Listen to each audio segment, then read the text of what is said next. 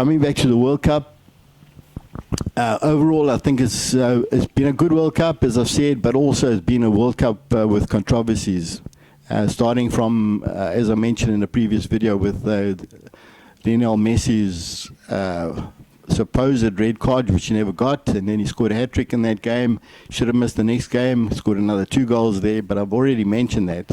But there's been other issues too. For example, in no particular order, when England played Norway, the ball hit the spider cam, that camera that floats above the field, and it came down irregularly, and England scored from that, their first goal from that incident. And by rights and by law, if they followed the rules, VAR should have stopped the game. Apparently there's a chip in the ball that can feel anything. So, and they didn't, and that goal stood. It's funny how when it's in England's favour, you don't hear much of the press and the pundits say anything about it. Whereas if it favours other people, then the English press is all over everything, and they never stop. But there were other incidents as well. The second yellow for Mbolo of Switzerland, when Switzerland were on the upper hand against Argentina, and Argentina were on the rack. Switzerland scored a goal, they equalised 1-1, and Switzerland, you could see the game was changing.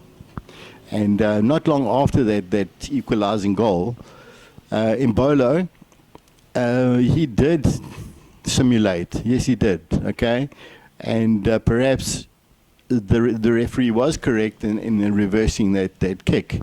But where I feel he was totally incorrect is giving a second yellow for simulation in the middle of a field. That's normally associated for diving in the penalty area, where the players are trying to con the ref into getting a penalty, but not when it's an open play, because in open play you've got simulation all over the place, all the time.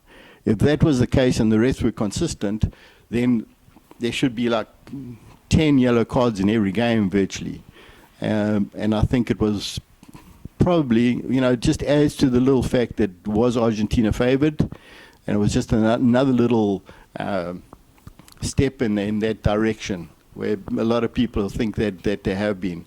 I mean, they hadn't played a top 10 team up until they played against England, if I'm not mistaken. Then, like I said, no particular order, against Egypt. Egypt scored that second goal, okay? And they reversed, the VAR went back to last week to find a foul. And eventually they found a little midget Martinez's toe had been stepped on, a poor guy. And he fell over like a sack of ton of bricks. And VAR said, yes, that was a foul, take the free kick, and we'll disallow the goal. So now we go to another incident when England played against Argentina. And it was 1-1 towards the end of the game, and Messi won the ball from Jed Spence.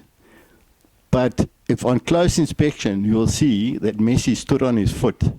He went over the ball, stood on his foot, won the ball, did a little bit of a jiggle and a wiggle, and he put it on his right foot, crossed the ball. Great goal by Lautaro Martinez.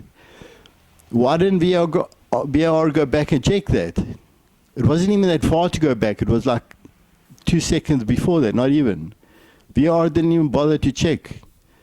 And then people wonder why, people ask these things. But these things do happen.